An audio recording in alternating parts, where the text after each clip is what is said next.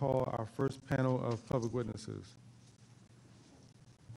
We could have Ed Smith, President, IAFF Local 36, Dabney Hudson, Second Vice President, IAFF Local 36, and Dave STATter from STATter911, as well as Gary Wiggins, same organization. Gary Wiggins, who's with the International Association of Black Professional Firefighters.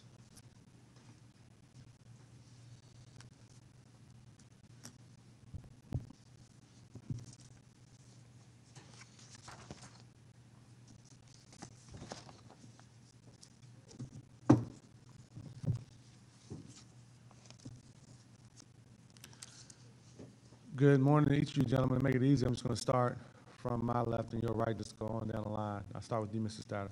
Good morning. How are you? Good morning, thank you. As you know, Chief Gregory Dean is about to take over as the 9th chief of the DC Fire EMS department since 1982. That's also the year I began covering the department for first radio and then TV news. In addition, there's been at least a handful of interim chiefs during that time. There's one thing that all these chiefs have in common. Each man, like Gregory Dean, promised and committed to improve EMS in the District of Columbia. Chief Dean comes to D.C. with a background that strongly suggests he has a very good chance at being successful.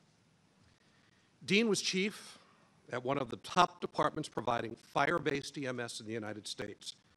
That reputation goes back well before Chief Dean became chief of the Seattle Fire Department. In fact, I was just 19 years old and had recently become a volunteer firefighter in Prince George's County, Maryland, when I saw the Seattle Fire Department's Medic One program being featured on 60 Minutes. By the way, I turned 60 years old 2 weeks ago. Yes, the Seattle Fire Department had most of this figured out way back in 1974, and here in the nation's capital, we're still struggling in 2015. There's little doubt that Chief Dean knows what it takes to run a successful fire-based EMS operation. The more important question is whether the District of Columbia government knows what it takes and is ready to commit and support lasting change that will finally deal with the many of the problems we've heard about for many years. One of the biggest issues and concerns I have about this commitment involves the focus of the conversation in recent months in the aftermath of the deadly January 12th Metro incident. Reading and watching news coverage along with the comments from political leaders, we were all left with the impression there was a major response failure at the DC Fire and EMS department. As in any critical incident, I'm sure there are things that Fire and EMS could have done better on January 12th. But despite all of the talks for weeks about the department's role, I'm at a loss to understand where Fire and EMS fumbled in any significant way. It's worrisome to me because it leads me to believe that some in charge aren't keying in on the real problems and the necessary solutions to make lasting change. By contrast to the focus on the DC Fire and EMS department, there was almost no mention or tough questioning of the Office of Unified Communications. The truth is the 911 center in the nation's capital failed in a very big way when the calls started coming in for L'Enfant Plaza. These failures should be warnings that no substantive improvement in delivering emergency services in the District of Columbia can occur without significant changes at OUC. The most glaring problem with the Metro response was the long delay to get help to passengers stranded in that smoke-filled tunnel. While a good portion of the delay, the large majority of it, about 18 minutes, can be blamed on Metro's Operations Control Center, OUC, our 911 center, added more minutes to this timeline. Once the correct location was finally provided by Metro, it took OUC approximately 6 minutes to get the fire trucks and ambulances rolling toward L'Enfant. A 6-minute call handling time is unacceptable, but the District of Columbia has accepted lengthy processing times as the norm for quite a while. In February 2007, I documented an approximately 10-minute delay by OUC for a report of fire at the Farragut North Metro Station. These delays at OUC are occurring right now as we speak.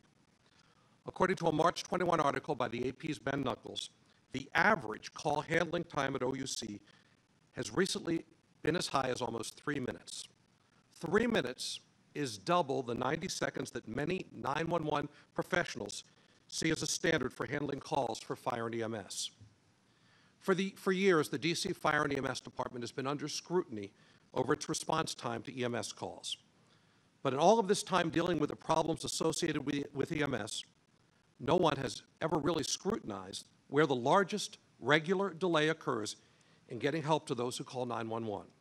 The ball is being dropped well before it is handed off to the city's firefighters, EMTs, and paramedics.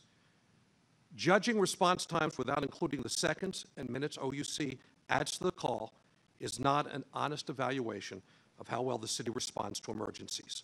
It's time for that to finally change. And it's not just the slow call processing times that are an issue. Every day, people who truly need advanced life support intervention find that paramedics are delayed or unavailable. The reason is that OUC is wasting this valuable resource by sending paramedics on calls where ALS is not needed. Paramedics throughout the city believe that the calls are being poorly classified by OUC's call takers. Something is very wrong at OUC, and it's greatly impacting the work of the DC Fire and EMS Department. It's well past time to take a step back and look closely at what happens before the members of the department are alerted that there is an emergency. Thank you.